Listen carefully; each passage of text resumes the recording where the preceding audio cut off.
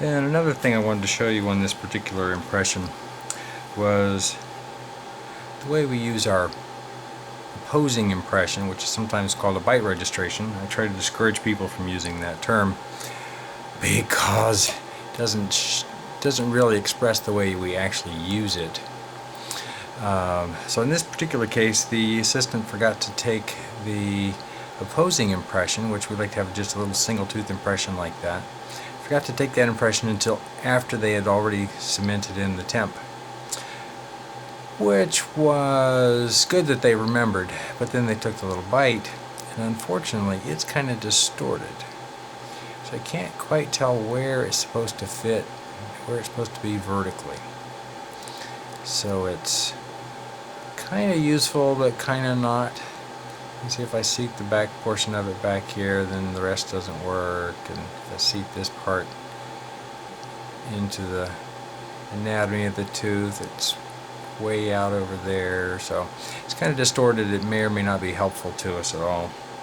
So what we'll have to do is pour up the opposing portion of the impression and then hand articulate it together. So it kind of goes maybe sort of like that, but maybe like that. So yeah, that one's going to be a little tricky. So a little extra work involved. And here's another case. On this one they took an impression, and you can see the opposing impression is quite substantial. It goes all the way across. And then when you seat it on the, oh, that's the wrong side. That's actually the opposing dentition in stone, and you'll see why I poured that up in a moment. Similar situation to the last one. Nice little prep there. Some shoulders on this side, shoulders down in the floor there at the distal. This is a nice little shoulder all the way around. You can see with our impression when we put it on there.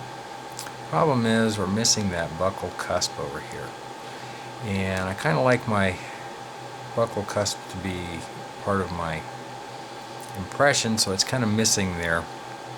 And I think we can get away with that. When I first glanced at this without under magnification, I thought that I would need to pour up my opposing, but we can just start to see a little bit of where that cusp curves up here. So get that back in focus. It just kind of curves up there, so we can get away without that. But there will be this little line that, and this little wedge right there. It's going to complicate matters a little bit when we trim up the opposing. And I'll show you how that looks on the computer later in the scan software. So we don't have to pour this one up. I went ahead and poured it up, and actually, if we articulate it on there, which we have a hard time doing because it's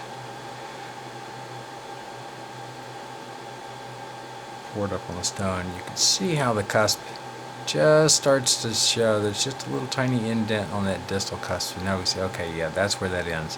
So turns out we didn't quite need that opposing impression, but it's easier to do it all at once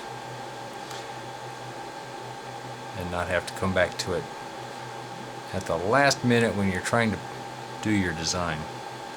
So let's go on to a different one. This is a little bit more of an ideal situation. It seems to be the attack of the molars here today. So in this one, again, we have a nice preps and nice shoulders all the way around. This one is straight. I'll just show you this in up close. This one is straight out of the impression. Never even touched this one. You see, it's all super gingival. Nice shoulders all the way around. Should be plenty of occlusal reduction, plenty of axial reduction, with the exception of that tiny little bubble. That's a very nearly perfect model from a very good impression. Never even had to touch that one. That saves me all the time for trimming that and double checking it. Saves all the worry of being uncertain where the margins are. So super gingival is nice. We just have to be careful when we do our staining, particularly if it's on the buccal where people will see in the smile zone. Depending on where this person smiles, they probably aren't smiling back to that molar, but it might be.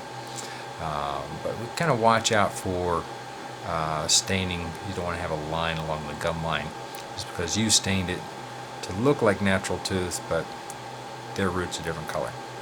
So you can put in some funny little odd lines that have to be polished off or redone. But this is a little bit more of an ideal opposing impression. See, this one just pops on there quite nicely. Goes about a half a tooth over either way. And you can see from the thickness of that they were pretty much a maximum intercuspation all the way around. Just a very thin layer of that bite material there, very thin layer here. It's almost invisible right there. It's definitely see-through. So this is like nearly perfect. So when this is articulated onto the model, you can see that I haven't increased my occlusal space by any more than that thickness right there. So this is really close to absolutely nearly perfect. So when I do my design, if I design that opposing anatomy to be right there in relation to the prep, that will be just about perfect.